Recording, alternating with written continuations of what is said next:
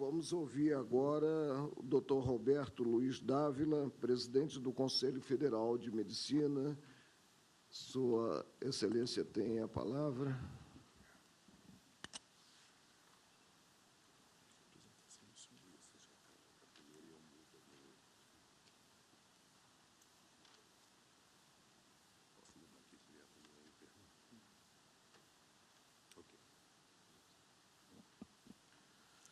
Bom dia a todos, excelentíssimo senhor ministro Marco Aurélio Mello e presidente desta audiência pública, demais autoridades presentes.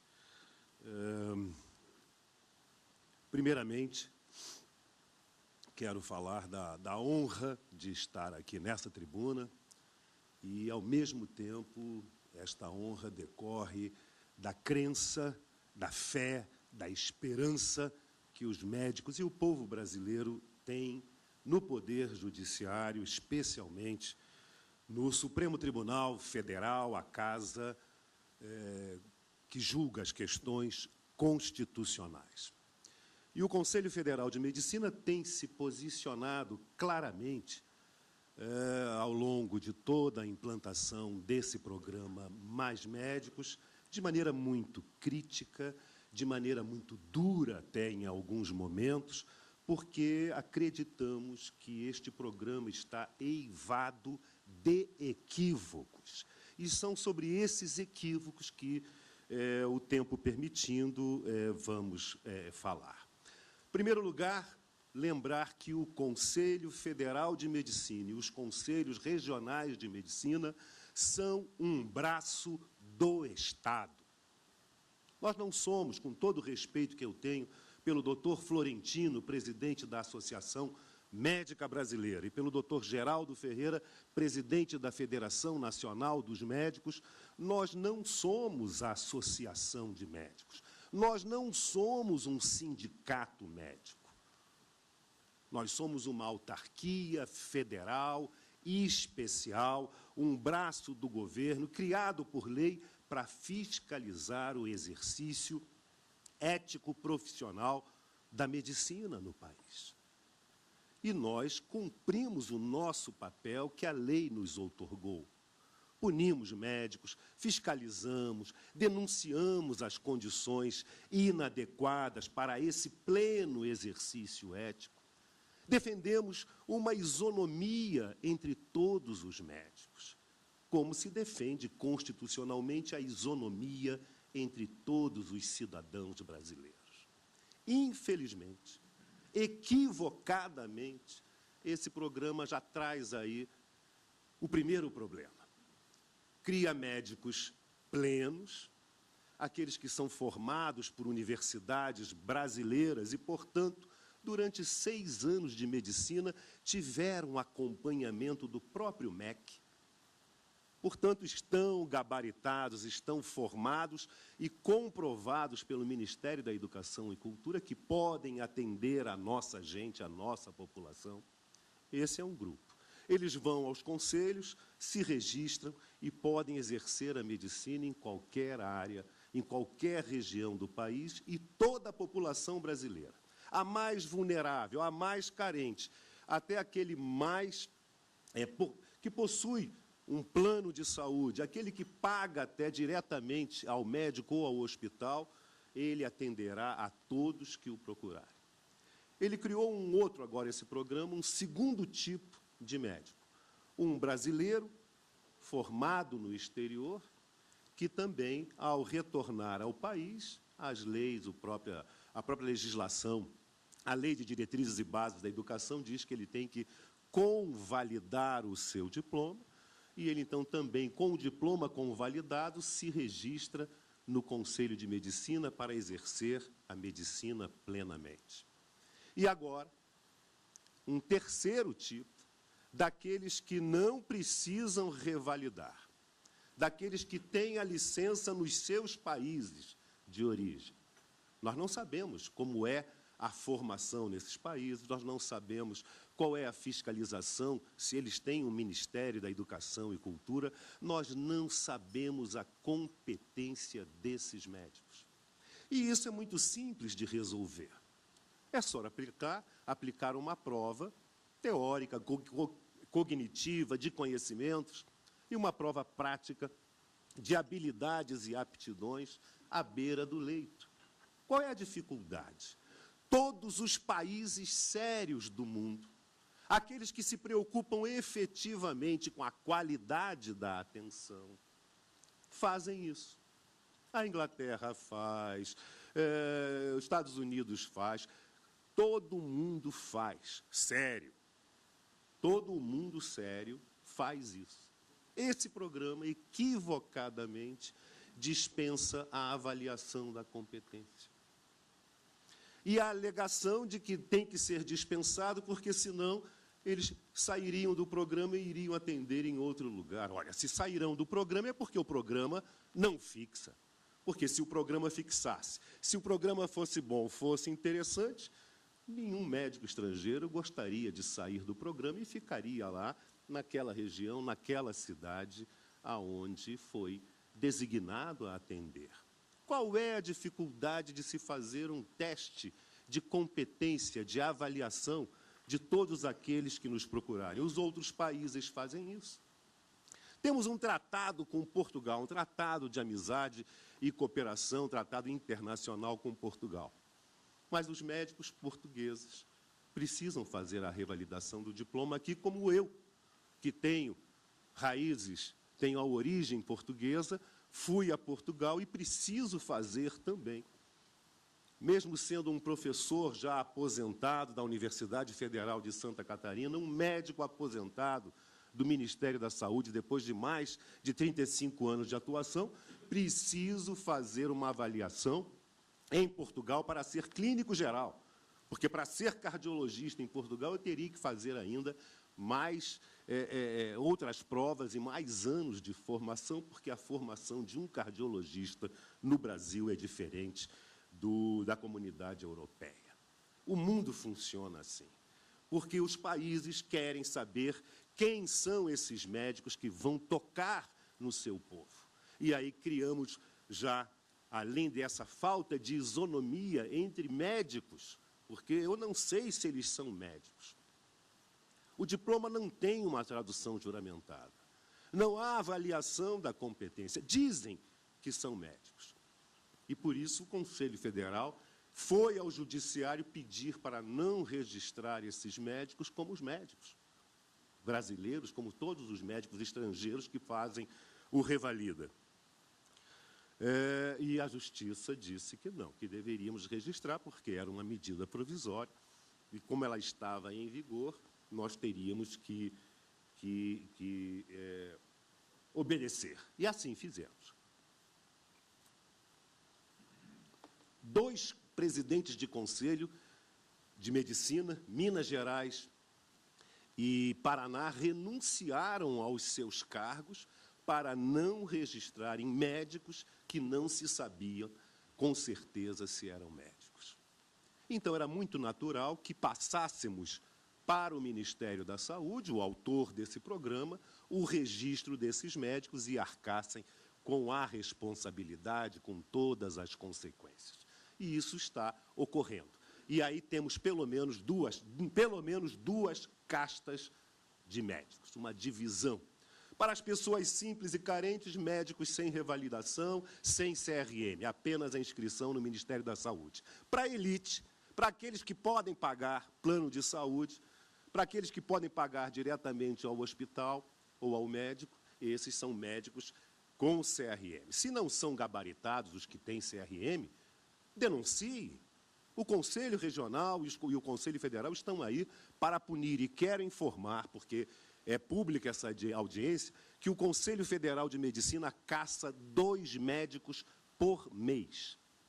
Confirma a cassação feita no regional, nos conselhos regionais, e caçamos 2 médicos por mês. Ainda a lei nos garante, nos permite que possamos fiscalizar.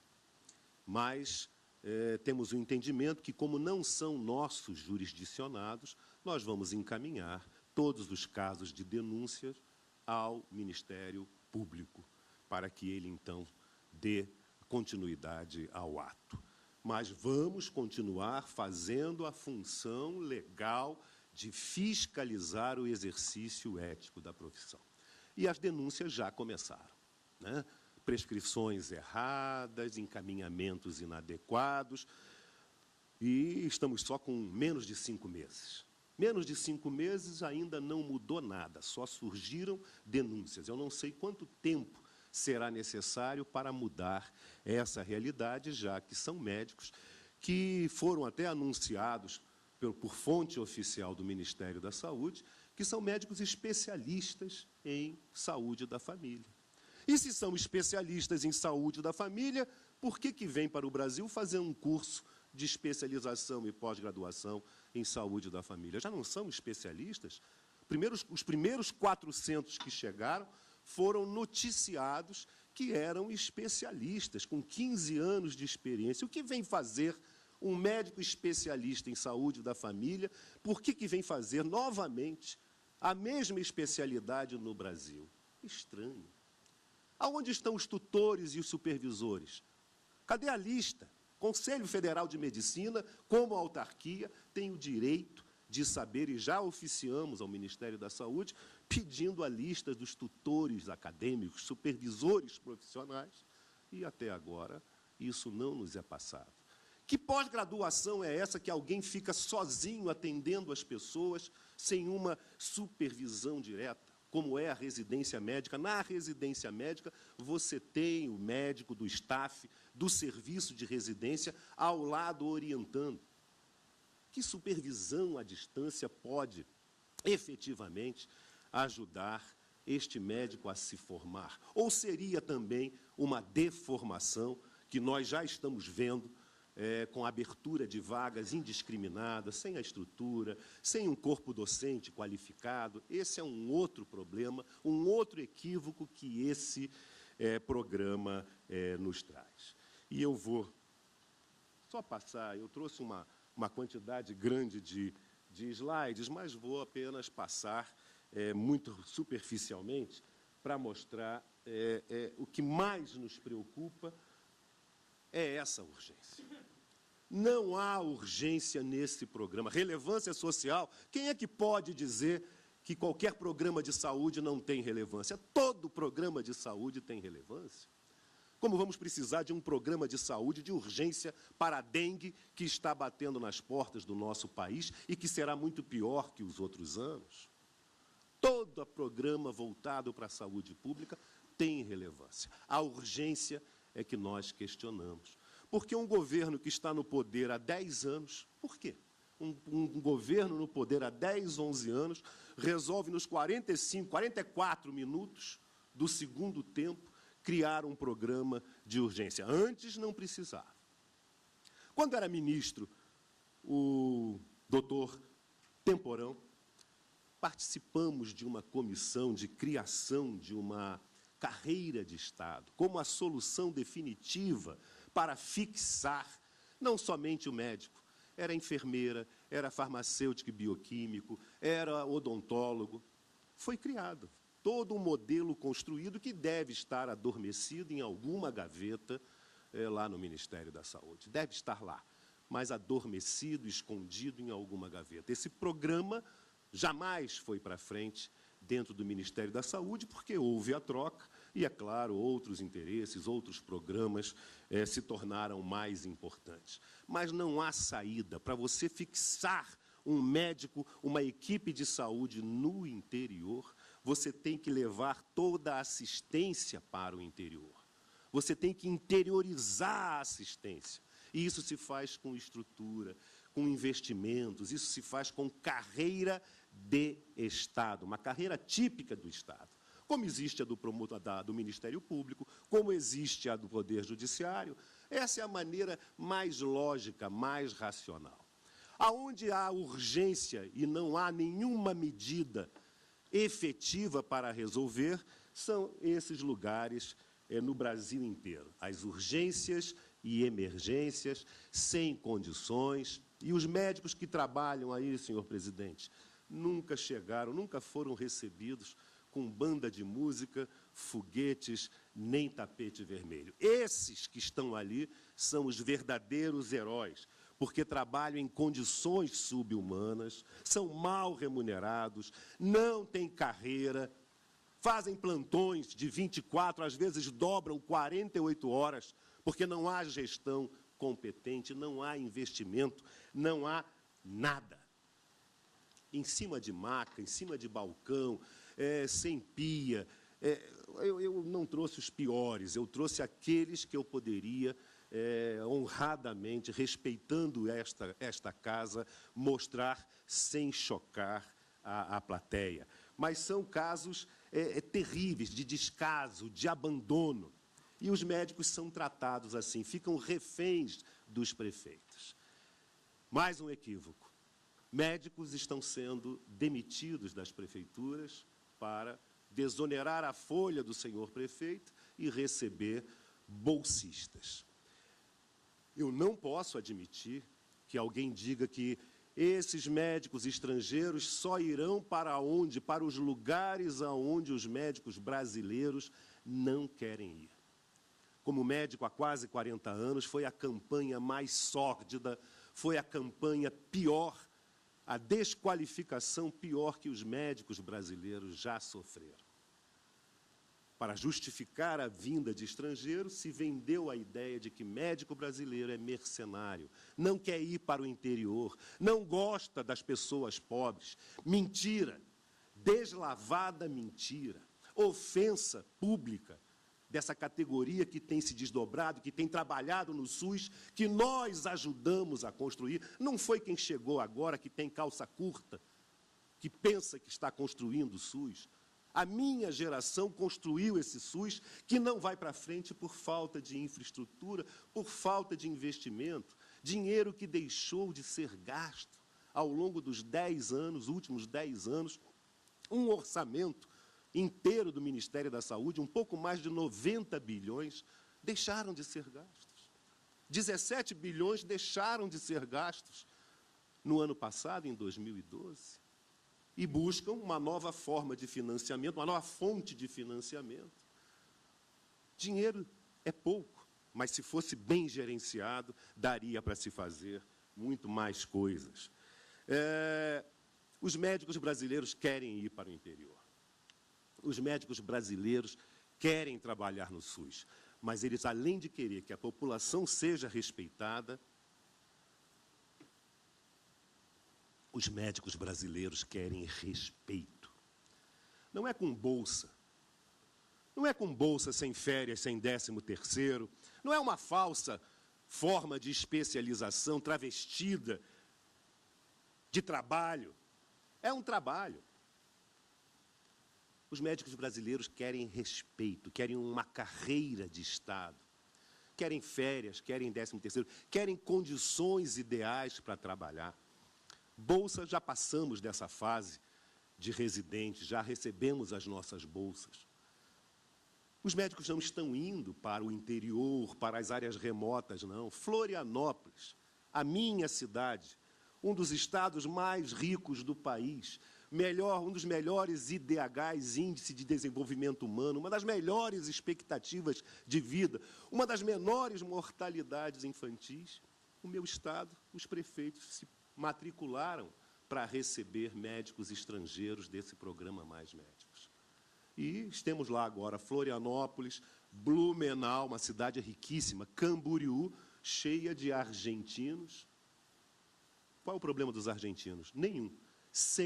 Aí vem o problema agora, sem a comprovação da sua competência, da sua qualidade. É isso que mais nos aborrece em toda essa história, mais nos entristece. Médicos sem qualificação comprovada.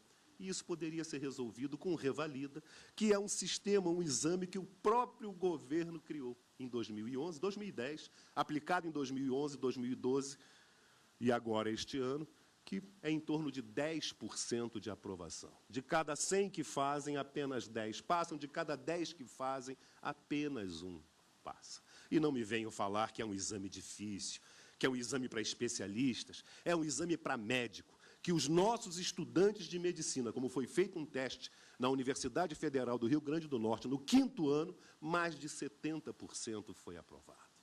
Nossas escolas são boas, nós fomos aprovados nessas escolas, somos bons médicos e queremos fazer o que todo mundo faz. Avalia a competência dos médicos que irão tocar nas pessoas. Não existe médico só de atenção básica, médico só de especialidade. O médico se forma numa visão completa, num todo, e depois ele se encaminha para a área que mais ele entende que pode ajudar as pessoas.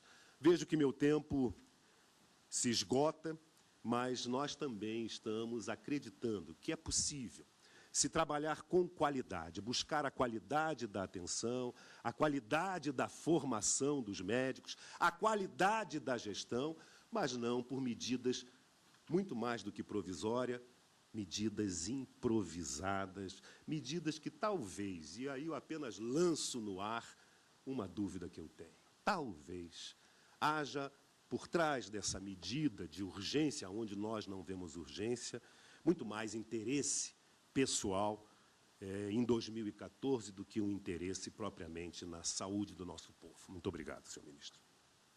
Agradeço as palavras do Dr. Roberto Luiz Dávila.